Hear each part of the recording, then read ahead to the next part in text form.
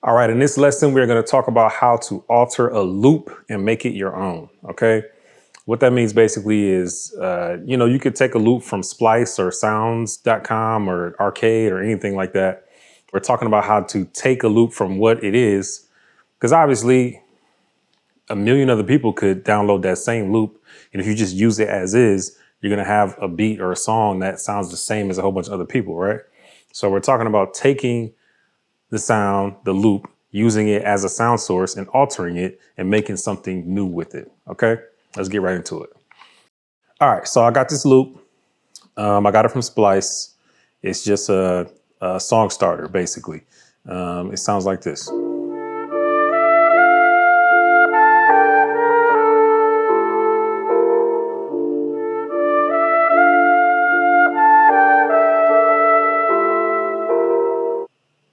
All right, so the first thing I did is I threw it into Serato Sample.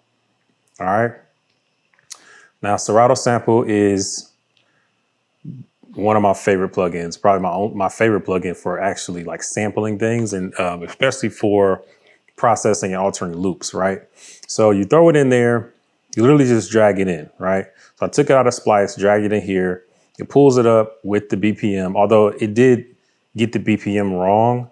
I might need to update my Splice because maybe they have an update that has corrected that. Sometimes you'll put a loop in here and it won't get the tempo right. So as you can see, it's 75. They have it written in the title of the loop. It's 75, and here it took it to 180.94, which even if you double this, it's still only 150. So this is way off. But what you can do is you can unsync it. So they have this sync button, and this is basically syncing it to your session. But you can unsync it, and if you obviously know the tempo, you can just set your session to that tempo. I changed the tempo of mine. Obviously, you can see I sped it up considerably and it matched it in my session. You can just do that using simple math. And then I transposed the key up by 4. And so made it a little brighter. So it's faster and it's brighter, right? And then what I did is I went here and hit find samples. And so what it does is it just randomly puts some pillars down, which you could play on your keyboard. And I got rid of most of them and I moved a couple of them around.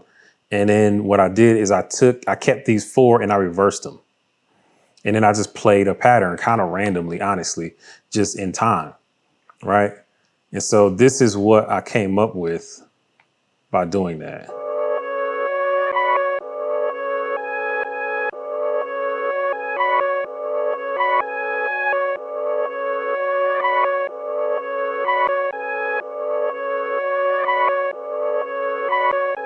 Okay, so let me play it without the reverse on there just so you can hear it.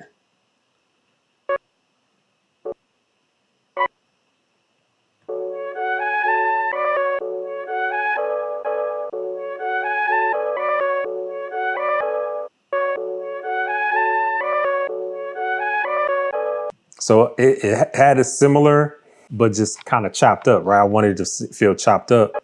But then I was like, man, I think it would sound cool if I reversed it. So I reversed all of them and then got that.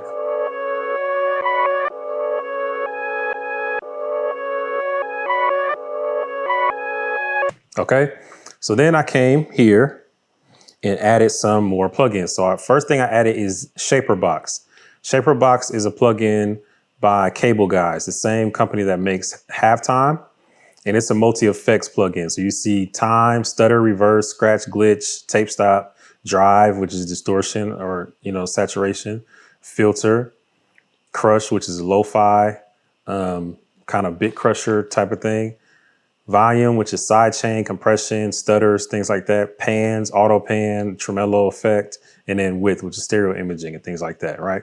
And it combines all these to make these really cool effects on your sounds. And so I just picked a preset. I basically just scrolled through until I found a preset that I liked. And it put me in such a vibe that I just kept it. I didn't even touch it or try to change anything. And this is what it sounds like.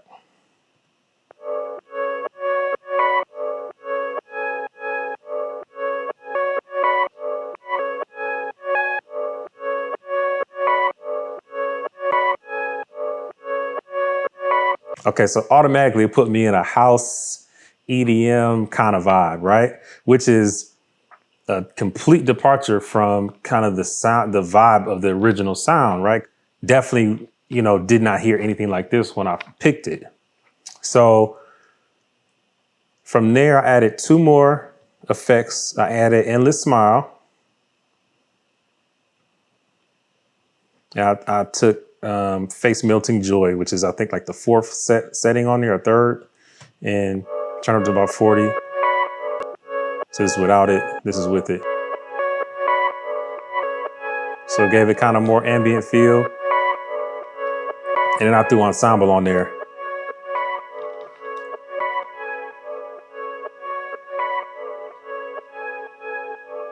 Okay, so we went from this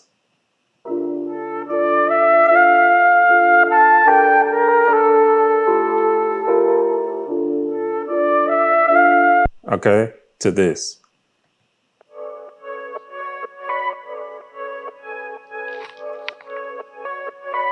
And then I just went ahead and finished the beat, right? So I've never made a house or like beat ever in my life, but I was like, man, let me just try and see what happens. So don't judge me too hard. I took a couple more loops, this one and this one, and then added a kick and a bass line.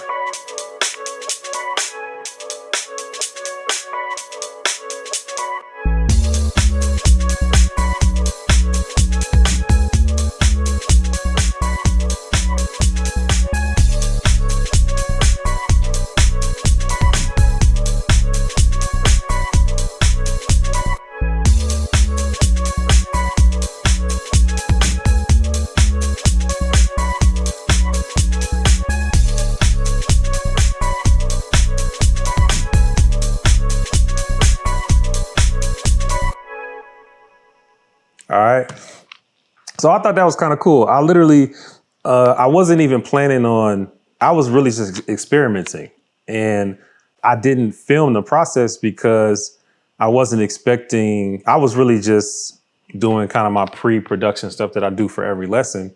And I ended up making this whole thing. And I was like, man, this is the perfect example of what this is. And it's a perfect example of stepping out of your comfort zone because I don't make house music. So I don't really understand like the elements that go into creating it, but I'm just like, why not? I'll just make it. I'll make my first house beat today. And so I thought it was a cool example just to show how you can continually stretch yourself and try new things, and how using this method, this is obviously using this as a song starter, right? This is something I do when I don't feel like I'm really getting good ideas on my own. I'll go find a loop and I'll do this. I'll make it my own and then just see where it takes me. And this probably I probably made this beat in like 15 minutes, So again, we're just using all the tools that we've learned about, right? All I did was take a sound, chop it up a little bit, reversed it through a preset from a multi-effects plugin, through some like an ambient style reverb, some modulation, and then boom, I got a sound to start a beat with, right? So remember that, while you're doing this, while you're experimenting, to, don't, there was a time where I would have stopped myself from making this because I would have been like, oh, I'm not trying to make no house music. I sat down to make something for this artist, or I want to make something like this or make something like that. And if it didn't come out the way I wanted, I would just scrap it. But you shouldn't do that. I always say, let the music speak to you. This was something that almost created itself. Once I put that sidechain preset on there and heard that, it was like, oh, it's a no-brainer. It's just like, okay, well, I don't know necessarily how to make house music, but let me just try it, right? And literally to find these, I just went on Splice and searched house loops, searched for house drum loops. And this is what two of the ones that came up that I liked. And I just added my old kick drum and then added the bass. And so, don't be afraid to step outside your comfort zone. Don't be afraid to just try something. It doesn't again, like I didn't judge myself while I made this. I don't know if it's good by house music standards or not. I have no idea, but it made my head bob. So it's cool, right? That's a learning experience. So as you continue to experiment and progress in your sound design journey, just remember, take the borders off, just let yourself be free and explore different sounds, different genres, different cultures, and don't put any limits on yourself. Just create. All right.